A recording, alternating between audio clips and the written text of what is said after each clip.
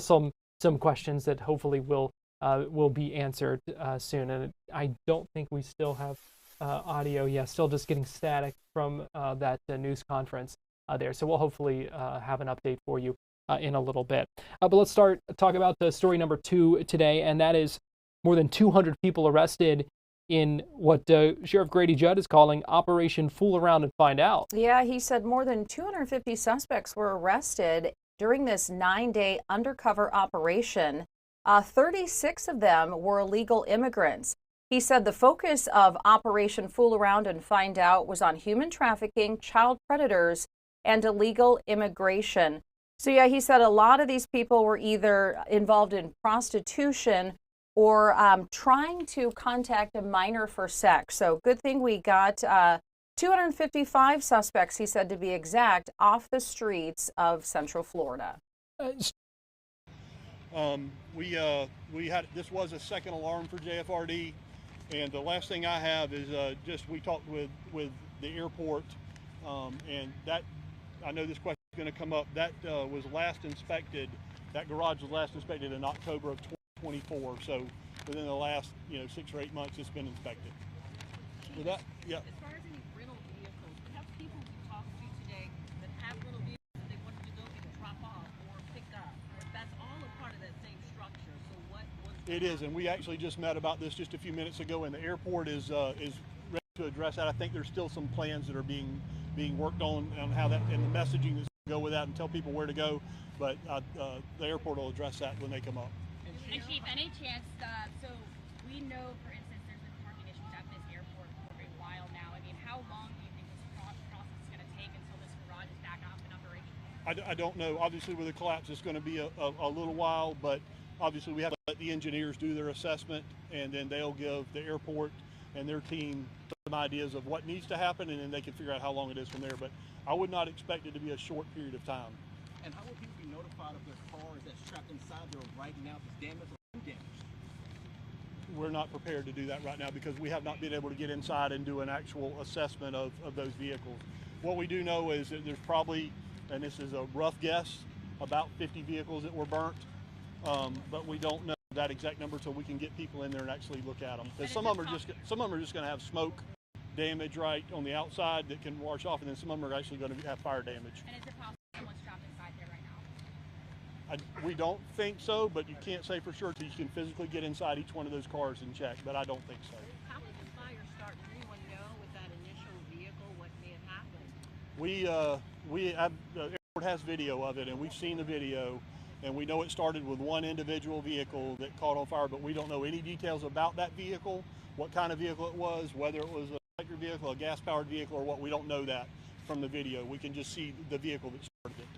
And can you reiterate the structure again that was damaged in the garage? You said that partial collapse for the second floor?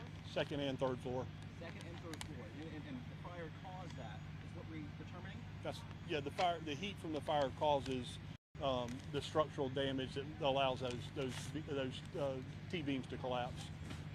So then these vehicles could potentially be in there during this investigation for probably weeks. I don't want to give a number because, again, we have to wait on the engineers to give us that information, and we just don't have it available right now. And the people who's on the flights right now waiting to be boarded from the flight, is their cars trapped there in the garage? I don't know where those people parked. Obviously, probably I would say some, but I don't know. Do we know that they're deboarding the plane right now? That would be an airport answer. So they are? No, that would be. I'd have to. No, they're not. They're not open yet. Yeah. Well, Any more questions for me? We can come back. Go ahead. Michael Stewart, Jacksonville Aviation Authority. Any updates? The mayor mentioned the airport will be opening at 5 o'clock, but obviously flights have been impacted. So it is important that if you're coming here to pick somebody up at the airport, or if you're traveling out of JAX, that you check with your airlines because they're doing the rescheduling of any flights that were canceled or major delays. How many flights do you think were canceled today as a result?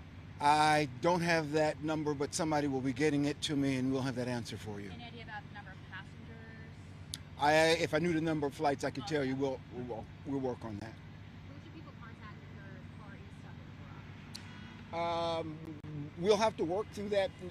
Our website will probably be able to handle that question, but between that and the rental car question that was asked a little bit earlier, we are working through that issue in terms of how we're going to handle rental car returns.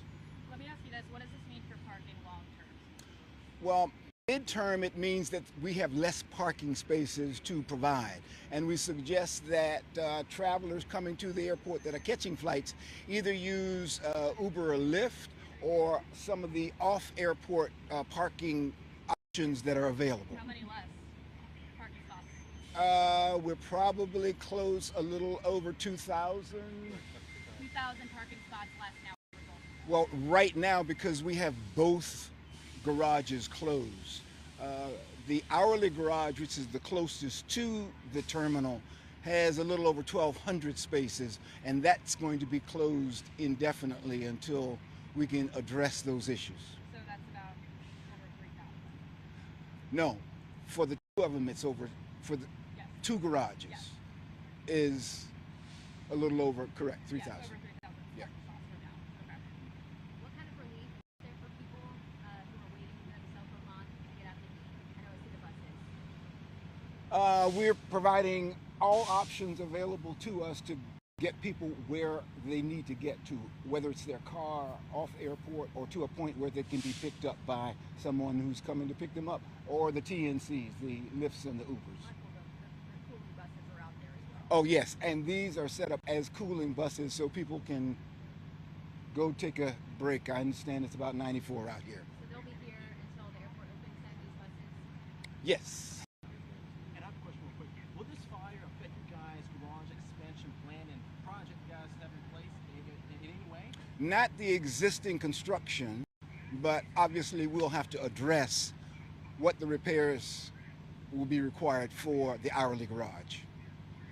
I do want to commend you, sir, about that. Explain which section it was specifically that caught fire to give the viewer a better understanding. It was, I don't know if it was second or third floor. What specifically, where was the car fire?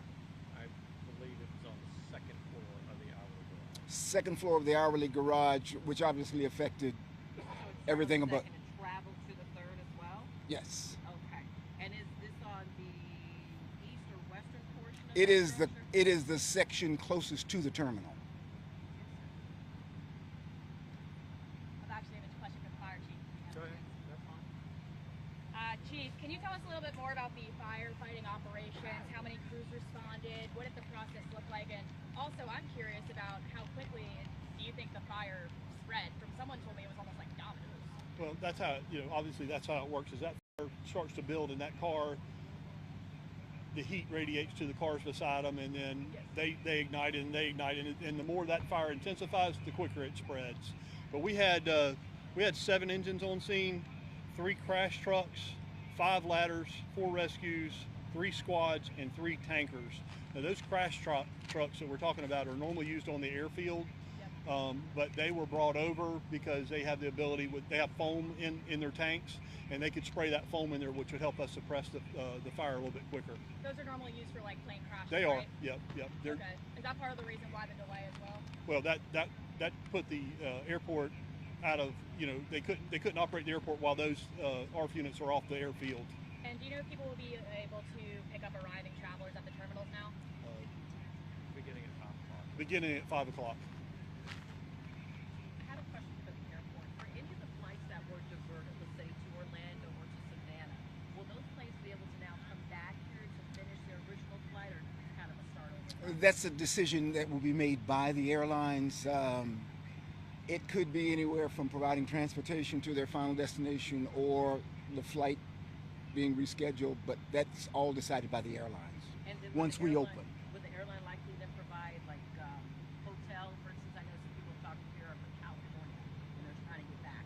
That's a not decision. nice drive. Yes, that's a decision that will be made by the airlines. Can you just clarify for the people in this lot, what is their options right now to get out of this lot? How should they leave? How can they leave? What should they do right now? Depending on where they're going, back to their hotel or something like that,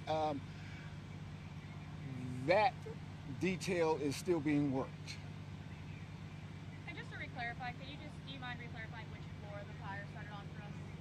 Second floor? It was second floor. Will there be another update tonight? Not a planned conference as of right now. Thank you all very much.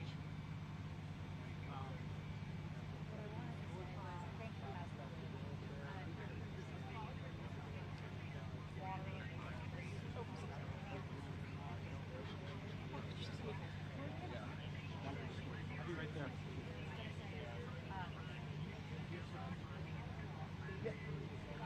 With the mayor and the chief. Sorry, I didn't mean to pull him away. Just over to talk to him.